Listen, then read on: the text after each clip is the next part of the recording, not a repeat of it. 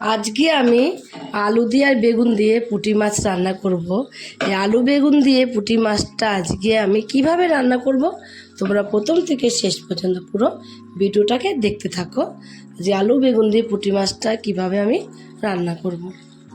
এখন এখানে আমি দেখো মাছ নিয়ে নিয়েছি, পুঁটি মাছ। আর এই মাছগুলোকে একদম কেটে ধুয়ে নিয়েছি। এবার এর মধ্যে আমি দিয়ে দেবো সামান্য লবণ, আর দেবো অল্প করে একটু হলুদের গুঁড়ো। লবণ দিয়ে আর হলুদের গুঁড়ো দিয়ে মাছটাকে একটু মাখিয়ে আমি এক সাইডে রেখে দেবো।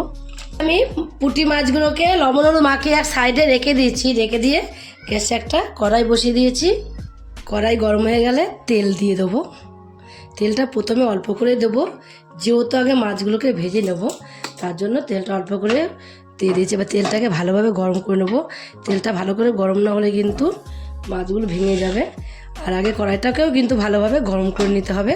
কড়াইটাকে আমি ভালোভাবে গরম করে নিয়েছি, তেলটাও গরম হয়ে গেছে। এবার যে মাছগুলোকে আমি লবণ হলুদ মাখিয়ে রেখে দিয়েছিলাম, মাছগুলোকে দিয়ে দেবো।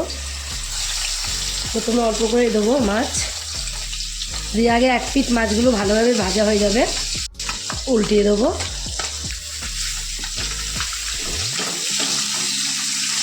সব মাছগুলোকে উল্টে পাল্টিয়ে লাল লাল করে মাছগুলোকে দু পিঠি ভেজে নিতে হবে। দেখো আমি কিন্তু এখন দু পিঠি মাছগুলোকে উল্টে পাল্টিয়ে লাল লাল করে ভেজে নিয়েছি। সব মাছগুলোকে এবার আমি তুলে নেব। আর একটু কড়া করে কিন্তু মাছগুলোকে ভাজতে হবে। তোমরা এই কড়া করে মাছগুলো ভেজে কিন্তু শুধু খেতে পারো। আর পুঁটি মাছ চোখের প্রতি খুবই ভালো। এই পুঁটি মাছ খেলে কিন্তু চোখের জ্যোতি বাড়ে, আর চোখের সহজে তোমার খারাপ হয়ে যায় না। বড় বড় মাছের থেকে যত তোমরা এইসব পুঁটি চুনো মাছ খাবে তত ভালো, কিন্তু আর পুঁটি মাছটা তো খুবই উপকার চোখের জন্য। সব মাছগুলোকে ভেজে আমি তুলে নিয়ে বাকি যে মাছগুলো আছে সেগুলোকেও একই রকম করে ভেজে কমপ্লিট করে নেবো। সব মাছগুলো আমি একই রকম করে ভেজে কমপ্লিট করে নামিয়ে নিয়েছি। এবার দেখো তেল তো রয়েছেই, আর অল্প করে তেল আমি একটু এর মধ্যে দিয়ে দেবো। অল্প করে একটু তেল এর মধ্যে দিয়ে দিয়েছি।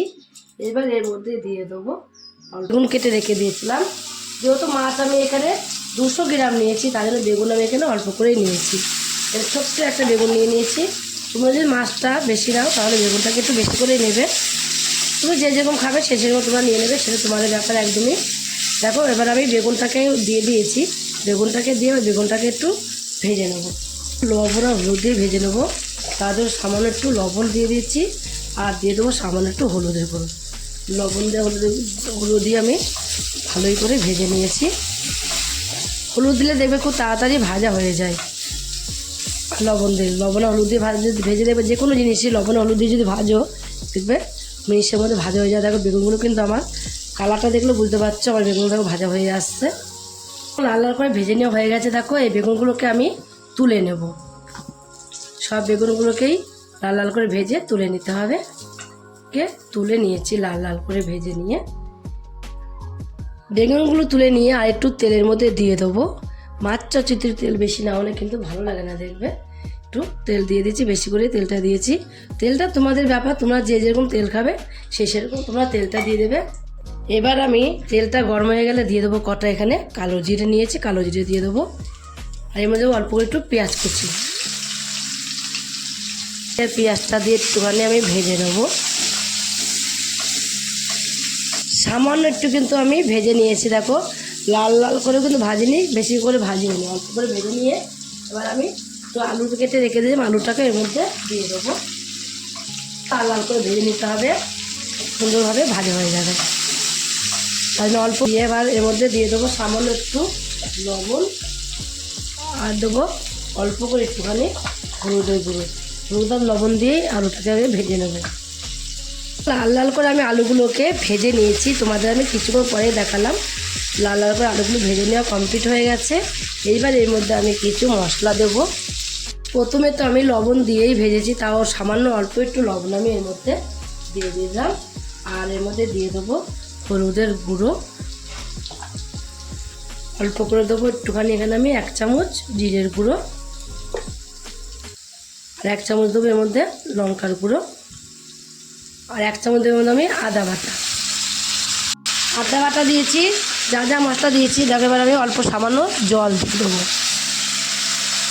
সামান্য জল দিয়ে, জলটা কেন দিলাম সামান্য, মশলাটা পুড়ে যাবে তার জন্য সামান্য একটু জল দিয়ে দিলাম। জল দিয়ে তার মশলাটাকে ভেজে নেবো, তাহলে মশলাটা খুব সুন্দরভাবে কষানো হবে। টমেটোটা দিয়ে এবার আমি সমস্ত মশলা দিয়ে দিয়েছি, দিয়ে একটু এবার ভালোভাবে কষিয়ে নেব। কষাতে কষাতে স্বাদ বাড়ানোর জন্য আমি আরেকটা জিনিস দেবো। দেখো এখানে আমি দেখো 1 চামচ আর 4 চামচ, কিন্তু এখানে আমি 4 ভাগের 1 ভাগও নিয়ে অল্প একটু সামান্য চিনি নিয়েছি।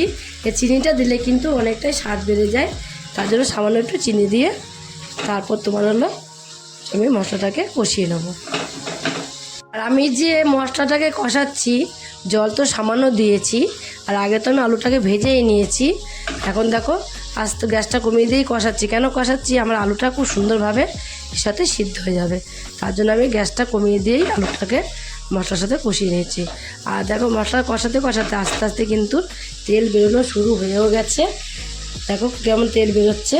এখন যেটা দেখছো তোমরা, এটা কিন্তু পুরোটাই তেল, এতে কোনো জল নেই। যে এক্সট্রা জলটা আমি দিয়েছিলাম, সেই এক্সট্রা জলটা একদমই শুকিয়ে গেছে, সেই এক্সট্রা জলটা এখন আর নেই। আর তেল যখন বেরিয়ে আসবে তখনই ভাববে যে আমার কিন্তু মশলাটা কষিয়ে নেওয়া কমপ্লিট হবে, তাহলে কোনো কাঁচা মশলার গন্ধ তোমরা এর মধ্যে পাবে না। সামান্য জল এর মধ্যে দিয়ে দেবো, সামান্য জল দিয়ে একটুখানি আমি ফুটিয়ে নেবো। আগের থেকে কিন্তু ঝোলটা এখন ভালোভাবে দেখো ফুটে গেছে, আর আলুগুলো কিন্তু অনেকটাই দেখো একদমই সিদ্ধ হয়ে গেছে। এবার যে বেগুনগুলোকে ভেজে রেখে দিয়েছিলাম, সেই বেগুনগুলোকে এইভাবে দিয়ে দেবো। তোমরা এর মধ্যে বড়ি দিতে পারো, আমি বড়িটা দিলাম না। বেগুনগুলো দিয়ে দিয়েছি, আর মাছগুলোকেও দিয়ে দেবো। এই মাছগুলোকে ভেজে রেখে দিয়েছিলাম, সেই মাছগুলোকেও কিন্তু দিয়ে দেবো। তারপর সব মাছগুলোকেও দিয়ে দিয়েছি, দিয়ে এবার এভাবে একটুখানি মাছগুলোকে চারিদিকে দিয়ে গ্যাসটাকে কমিয়ে দেবো। গ্যাসটা কমিয়ে দেবো বলেছি তোমাদের, কমিয়ে দিয়ে আমি এখানে ঢাকা দিয়ে কিছুটা সময় রেখে দেবো। কিছু সময় ঢাকা দিয়ে রেখে দিয়েছিলাম। ঢাকা দিয়ে রাখাতে এখন কিন্তু দেখো আলু বলো, বেগুন বলো, মাছ বলো, মাছ তো তোমার হলো একটু ঝোল ঝোলও ঢুকে গেছে ভেতরে, আর আলুও সিদ্ধ হয়ে গেছে, বেগুন তো ভাজতেই সিদ্ধ হয়ে যায়। একটুখানি কিন্তু গামাকা আমি রাখবো। একটু গামাকা গ্রেভি যদি আমি না রাখি, তাহলে কিন্তু ভাত খেতে একটু অসুবিধা হবে। একদম শুকনো শুকনো ভালো লাগে না খেতে, দেখবে আমার তো ভালো লাগে না একদম শুকনো শুকনো। এসব যদি গামাকা একটু গ্রেভি না রাখি, গ্রেভিটা দিয়ে কিন্তু অনেক সময় খাওয়া হয়ে যায়। আর আমি যদি গ্রেভি না রাখি, আমার বাড়িতে তো বলবে গ্রেভি রাখনি, কী করেছো। একটু গ্রেভিটাই বেশি ভালো লাগে খেতে। একটু ধনেপাতা এবার আমি কুচি নিয়েছি, ধনেপাতা কুচিটা একটু চারিদিকে এভাবে দিয়ে দেবো, দেখবে আরও টেস্টটা বেড়ে যাবে অনেকটা। এবার আমি ধনেপাতা কুচিটা দিয়ে নামিয়ে দেবো। তোমরাও আমার মতন এইভাবে একদিন রান্না করে খেয়ে দেখো কেমন লাগে খেতে। এই বেগুন দিয়ে আলু দিয়ে পুঁটি মাছ রান্না